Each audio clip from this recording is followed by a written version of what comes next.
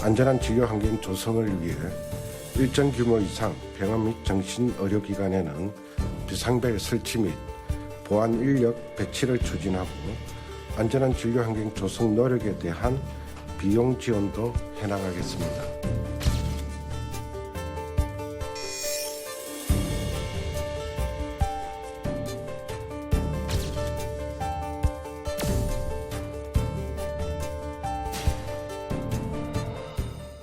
환자가 휘두른 흉기에 찔려 숨진 고 임세원 교수 사건의 재발을 막기 위해 의료기관 내 폭행 사건에 대한 처벌 강화 등의 내용을 담은 안전한 진료 환경 조성 방안이 발표됐습니다. 자, 앞으로 일정 규모 이상의 병원과 정신병원, 정신과 의원은 비상벨과 비상문, 보안 인력을 갖추는 게 의무화되는데요. 병원 내 안전한 진료 환경을 조성하기 위한 대책에 대해서 보건복지부 정경실 보건의료정책과장과 이야기 나눠보겠습니다. 안녕하세요. 네, 안녕하세요. 네. 자, 최근 병원 내 폭행 같은 사건들이 잇따라 발생하면서 정부가 안전한 진료 환경 조성 방안을 발표했습니다. 이 방안이 나온 배경부터 짚어주시죠. 네. 정부에서는 그동안 환자 안전관리 체계를 마련하고 또 응급실을 중심으로 안전관리를 강화하는 방향으로 정책을 추진해 왔었는데요.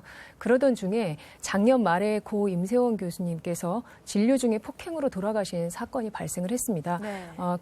그 사건을 계기로 해서 응급실뿐만 아니라 의료기관 전반의 안전관리 시스템에 대한 문제 제기가 되었고 이런 부분을 감안을 해서 관계부처와 의료계와 함께 국가적 차원의 대책을 마련하게 되었습니다. 의료기관은 잘 아시다시피 의료인이 근무하는 장소이기도 하지만 많은 환자들과 보호자들이 치료를 받고 간병을 하는 공간이기도 합니다. 네. 그렇기 때문에 안전한 진료 환경은 의료인뿐만 아니라 국민 전체가 전체의 안전과 건강에도 직결되는 중요한 사안입니다. 그런 차원에서 국가적 대책을 마련하게 되었습니다. 또 한편으로는 이번에 폭행 사건이 정신질환자에 의해서 발생을 했는데요. 정신질환자에 의한 폭행 사건은 정신질환자 개인의 문제라기보다는 적절한 치료를 제때 받지 못해서 발생하는 문제일 수 있기 때문에 네. 그 부분에 대한 치료 지원 대책도 함께 마련했습니다. 앞서 언급을 해주신 것처럼 지난해 12월이죠. 임세원 교수 사건 이후에 의료기관 진료 환경의 실태 조사를 실시를 했습니다. 생각보다 의료기관에서 이 폭행 등의 행위가 일어나는 경우가 굉장히 많더라고요. 실태 조사 결과가 어땠나요? 네, 이번 실태 조사는 저희가 의료계와 함께 설문을 준비하고 전체 의료기관을 대상으로 해서 조사를 하게 되었는데요.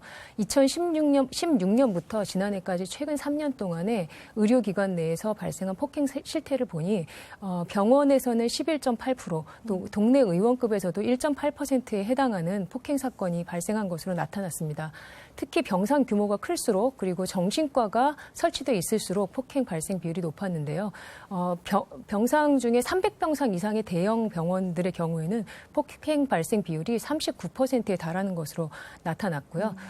또 특히 정신과가 있는 곳은 폭행 발생 비율이 정신과가 없는 병원들보다 네. 6배나 높았습니다. 그리고 동네 의원의 경우에도 정신과 의원이 다른 진료과에 비해서 훨씬 폭행 발생 비율이 높은 것으로 나타났습니다. 네, 이렇게 의료기관에서 발생하는 폭행 등의 원인이 좀 다양할 것 같습니다. 근데 그중에서도 환자나 보호자가 술에 취해서 폭행을 벌이는 경우가 많다고 들었습니다. 거의 절반에 가깝다고요? 네, 그렇습니다. 저희가 이번에 조사를 해보니까 가해자가 술에 취한 상태에서 폭행을 한 경우가 굉장히 높게 나타났는데요. 병원급의 경우에는 환자나 보호자가 음주 상태에서 폭행을 했다라는 응답이 거의 46%에 가까웠습니다. 그리고 이 밖에도 의료인의 진단이나 진료에 대한 불만, 또 대기 순서라든가 대기 시간에 대한 불만도 상당히 나타났고요. 동네 의원에서는 진료 결과에 대한 불만이 주로 제기되었습니다. 네. 자, 눈에 띄는 점이 이렇게 의료 현장에서 폭행 우려가 존재하고 이런 폭행도 발생하고 있는데 신고 현황은 생각보다 저조하다고 알고 있는데요. 이렇게 신고가 적은 이유가 뭘까요? 네, 말씀하신 것처럼 사건이 발생했을 때 신고까지 이르지 않는 경우가 병원과 의원들의 약 40%에 달하는 것으로 나타났는데요. 네. 신고를 하지 않는 이유는 주로 지역사회 내에서 그 의료기관의 이미지가 나빠질 것을 우려를 하거나 또 환자나 보호자를 계속 보시면서 진료를 해야 되기 때문에 그런 환자나 보호자와의 관계 이런 것들을 생각해서 신고를 하지 않는 걸로 조사가 되었고요.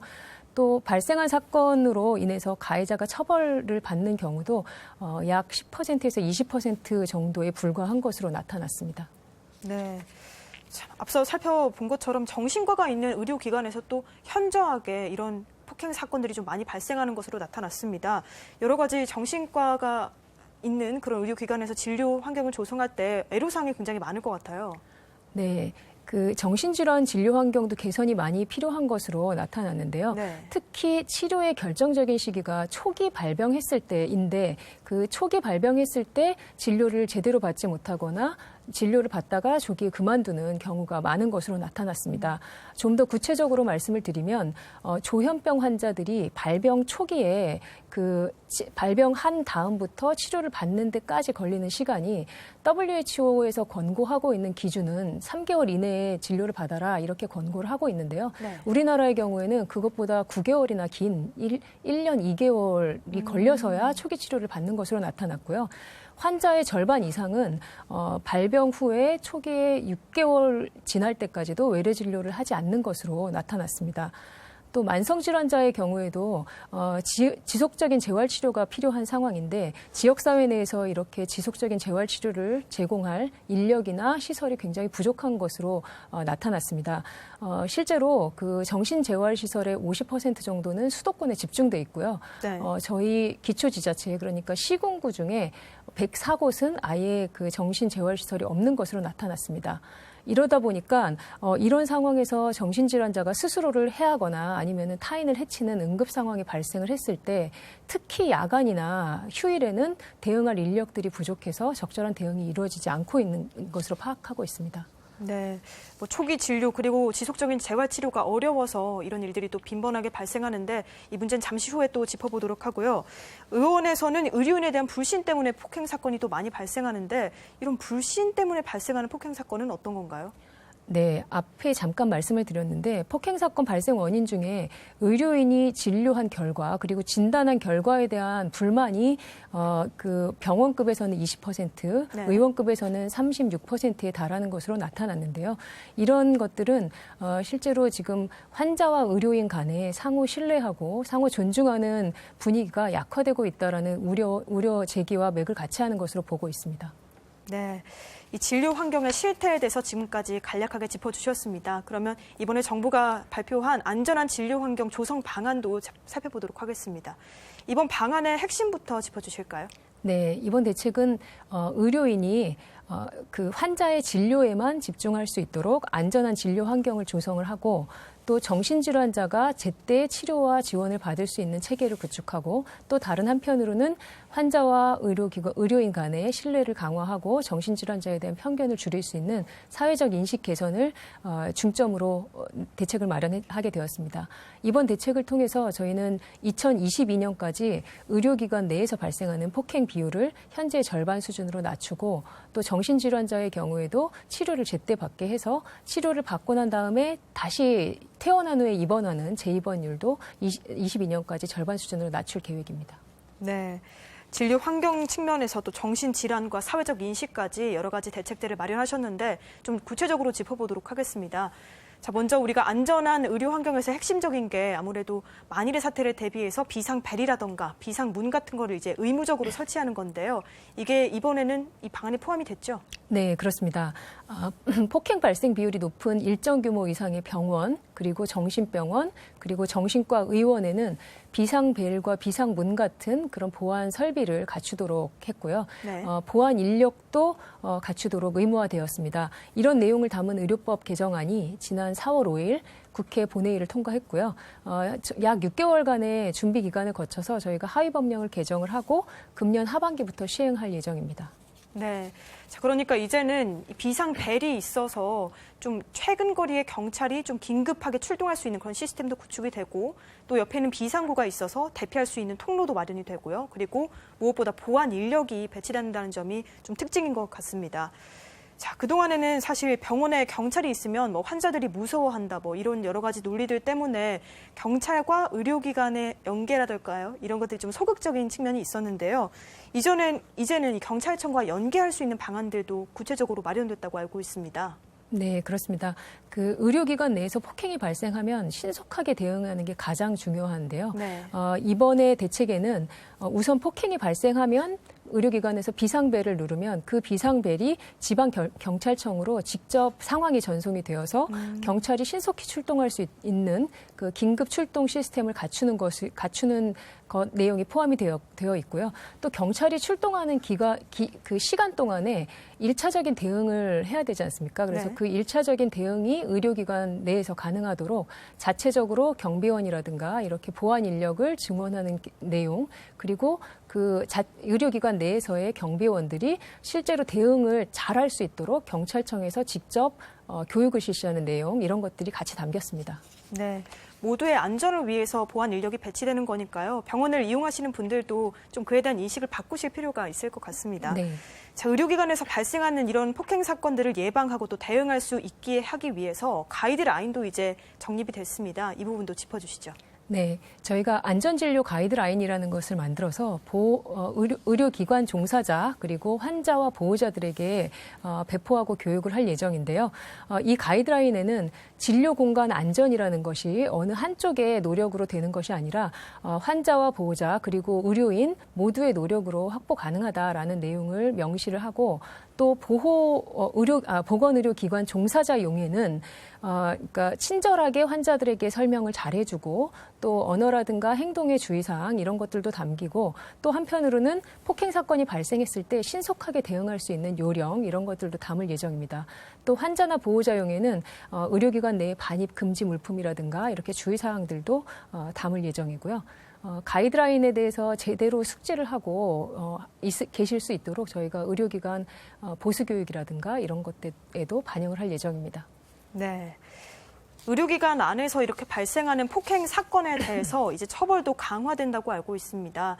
응급실 같은 경우에는 이미 난동을 부리는 환자라든가 보호자에 대해서 이 처벌이 좀 더 가중되고 강화된 바가 있는데, 이제 일반 의료기관에서도 강화가 되는 거죠? 네, 그렇습니다. 이번 4월 5일 날 국회 본회의에서 의료법 개정안이 통과를 했는데요. 네. 의료기관 안에서 의료인뿐만 아니라 환자를 폭행하는 일도 발생을 할 수 있기 때문에 의료기관 안에서 의료인이나 환자를 폭행하는 사건이 발생을 했을 때 형법보다 조금 더 가중처벌하는 내용 안에 담기게 됐고요.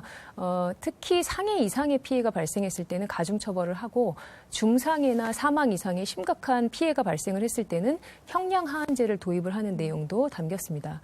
또 한편으로는 형법에는 음주로 인해서 그 심신 장애 상태에 이르렀을 때 형을 감경해주는 주치자 감경제도라는 제도가 있는데요. 의료기관 내에서 폭행이 발생했을 때 음주 상태에서 폭행을 했다 하더라도 이런 주치자에 대한 감경을 적용하지 않게 되는 그런 내용도 포함이 되었습니다. 네. 자, 이번에는 정신질환 치료에 대해서도 이야기를 나눠보겠습니다. 정신질환자의 경우에 초기에 이제 좀 체계적인 치료를 받을 수 있도록 여러 가지 방안들도 마련됐습니다. 이에 대해서 앞으로 어떤 계획이 있는지 궁금합니다. 네. 먼저 치료를 중단한 정신질환자가 지역사회에서 발생을 한 경우에는 보호자의 동의가 없어도 외래 치료가 가능하도록 외래 치료 지원제를 시행할 예정입니다. 네. 그리고 또 시도별로는 거점 병원을 지정을 해서 지역사업단을 설치를 하고 지역 내에서 발병한 그 초기의 환자들에게 지속적인 치료 서비스를 제공할 예정인데요. 조기 중지 지원 사업이라는 이름으로 2022년부터 실시를 할 예정이고요. 또 환자가 퇴원한 이후에 꾸준히 외래 진료를 받을 수 있도록 치료비 지원 인센티브라든가 이런 제도들도 도입할 예정입니다. 네, 이런 제도들이 좀 뒷받침해줘야 하는 부분이 사실 우리 사회적 인식 자체가 바뀌어야 할 것 같아요. 이런 정신질환자에 대한 사회적 인식을 바꿀 수 있는 그런 방안들도 있겠죠. 네, 그렇습니다. 우선은 정신질환에서 회복되신 분들이 동료 지원가로 활동하실 수 있도록 양성하는 제도, 그리고 대학생들이 서포터즈로 활동할 수 있는 제도, 이런 것들을 통해서 정신질환자에 대한 편견과 사회적 인식을 개선해 나갈 수 있는 캠페인을 시행을 하고자 합니다. 네. 자, 이렇게 마련된 대책들 빠르면 올해 상반기부터 이제 시행될 수 있을 거라고 하는데 앞으로 계획도 좀 짚어주실까요? 네, 저희가 이번에 그 담긴 대책에는 단기적으로 바로 할 수 있는 것, 그리고 조금 준비 기간을 거쳐서 중장기적으로 시행할 것들이 다 같이 담겼는데요. 이번 안전한 진료 환경 조성 대책의 관련 내용은 빠르면 2019년 금년 상반기부터 시행할 예정입니다. 구체적으로 말씀을 드리면 의료기관 가이드라인이라든가 아니면 사회적 인식 개선을 위한 캠페인 사업 이런 것들은 바로 시행을 할 예정이고요. 또 보안 설비라든가 보안 인력 같은 기준을 마련해야 될 필요가 있는 것들은 하위법령 개정을 거쳐서 올해 하반기부터 시행할 예정입니다. 그리고 정신질환자에 대한 치료 지원 등은 조금 더 충분한 준비가 필요하기 때문에 인력 양성이나 이런 것들을 거쳐서 내년부터 시행할 예정입니다. 네. 병을 치료해주고 또 고치는 병원에서 안전을 걱정하게 된다면 그것도 참 이상한 일이겠죠. 아무래도 이 안전한 진료 환경을 위해서 모두의 노력이 필요한 시점인 것 같은데요. 국민들과 또 의료진께 당부하신 말씀, 마무리 말씀으로 부탁드립니다. 네. 정부에서는 안전한 진료 환경 조성을 통해서 국민의 안전과 건강을 보호하는 것에 중점을 두고 이번 대책을 마련했습니다. 이번 대책을 차질 없이 시행을 해서 의료기관의 진료 환경의 안전 수준을 높이고 또 정신질환자의 치료와 관리가 제대로 이루어질 수 있는 환경을 만들어 나가고자 합니다. 의료인들과 국민 여러분께서도 환자와 의료인이 상호 신뢰하고 존중할 수 있는 그런 문화를 만들어 나가고 정신질환자에 대한 편견 없는 사회를 만들어 나가는데 적극적으로 관심을 가지고 동참을 해주시면 감사하겠습니다. 네, 자 지금까지 정경실 보건복지부 보건의료정책과장과 이야기 나눴습니다. 오늘 말씀 고맙습니다. 네, 고맙습니다.